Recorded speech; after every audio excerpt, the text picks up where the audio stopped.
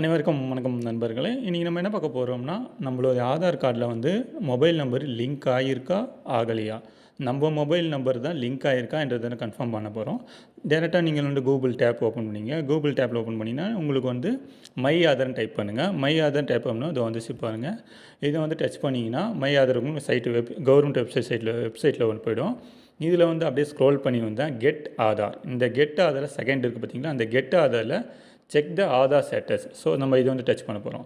So இதை touch பண்ணும்போது இது தான் இப்படி தான் வரும் உங்களுக்கு இன்டர்ஃபேஸு. அப்படியே ஸ்க்ரோல் பண்ணுங்கள். ஸ்க்ரோல் பண்ணிகிட்டே வந்தோம்னா நம்மளுக்கு வந்து இங்கே காட்டும் பாருங்கள், செக் ஆதார் வேலிடிட்டிஸ். ஓகேவா? ஸோ இதை தான் நம்ம வந்து டச் பண்ண போகிறோம். டச் பண்ணோம்னா இதில் வந்து என்டர் அந்த ஆதார் நம்பர், உங்களுடைய ஆதார் நம்பர் கொடுத்துட்டு கீழே வந்து கேப்சா நம்பர் வந்து கொடுக்கணும்.